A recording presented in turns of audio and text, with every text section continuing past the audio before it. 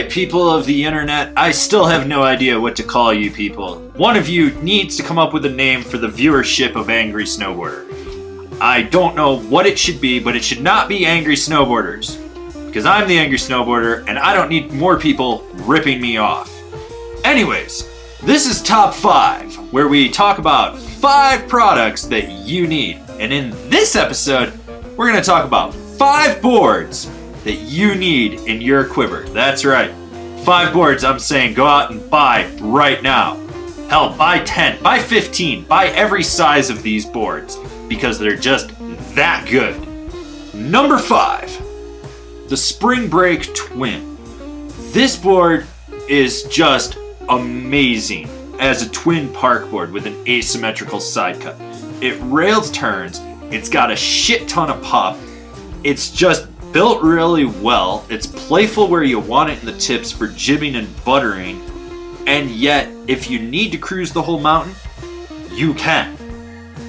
I can't stress enough that this is one of my favorite park boards in the world, and everyone that is riding park, hitting jumps, and jibbing should definitely consider adding this to their quiver. Number 4, the Rome Blackjack. It's one of those jib boards that's very skate style with its camber profile. It turns the whole mountain into a skate park. Launch a side hit a roller. This is one of those boards that you can just go out and have fun with and fuck around. It doesn't matter. It's great at buttering or bonking slow signs and jibbing little fat skier kids. And yet, it's still versatile enough to ride groomers. If you're one of those people that rides a small ass mountain or is on a rope tow, definitely consider adding this board to your quiver or just make it your dominant board. Number 3, the ROSSIGNOL Sushi. This is a volume shifted board. So if you don't know what volume shifted means, look it up, because I'm not going to tell you. Should I do a top 5 of volume shifted boards? Let me know in the comments below. It's a 145 that rides more like something 10 centimeters plus bigger.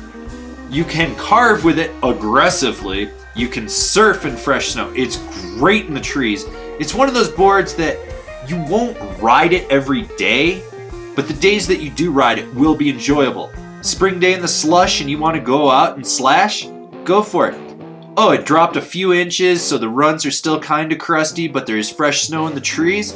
Perfect. It's nimble, it's great, it's a super fun board, and for those of you with a bigger foot, it is a bit wider. Number 2 is a tie between the Dinosaurs Will Die Brewster and the GNU Spam. I love both of these boards. I love them so much that I bought a Brewster, and I'm probably going to buy a Spam.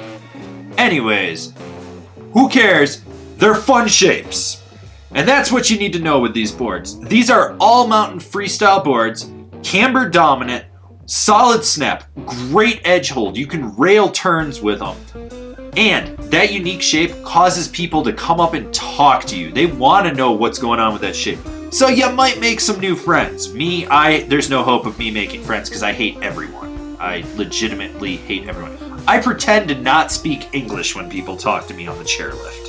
But that's another topic for another time, so we don't need to worry about that. The Spam and the Brewster. These are that all-mountain freestyle board. You can set them back. They've got that unique shape so you can go out and just drive the board through any kind of terrain. And they're fun. You can ride them anywhere. Here's some honorable mentions because people will probably get butthurt that I didn't include their favorite boards in this list. The Interior Plane Project Honolulu, the Arbor Westmark Rocker, the Signal Yup, the Amplid Pillow Talk, the Marhar Lumberjack, the Smokin' Jetson. That's right, it's a big list of honorable mentions. And the number 1 board on this list is the Endeavor Archetype, and you're probably wondering why I'm wearing different clothing. Don't worry about it, continuity doesn't matter in this. What you do need to know is that this is a board that is just designed for killing powder. From the shape, the taper, the camber profile, the flex pattern, the ability to offset your bindings with that ICS track. This board is 100% built for optimizing powder performance, and it's by far the best powder board I have ridden to date, and I have ridden a lot of fucking snowboards, and I've ridden a lot of powder boards, and this is the board that everyone should own. Doesn't matter if you're only gonna ride it 5 days a year, but you're gonna have it multiple years. Those 5 days are just going to be so much better because of the performance of this board. I know it's sold out, but it'll be back in stock, and when it is, load up because it's gonna sell out again. Seriously, get this board. This has been Top 5s, and I've been Avran LeFeber. I mean, I still am Avran LeFeber, but I've also been Avran LeFeber. No one should be Avran LeFeber. Anyways, if you like the products we're talking about here, buy it through one of our affiliates down below. And if you don't believe this top 5 list matters, I know you're gonna leave me a hate-filled comment. Don't worry, I'll mock you in a future video. And if you're new here, remember to subscribe, click the bell, get notifications.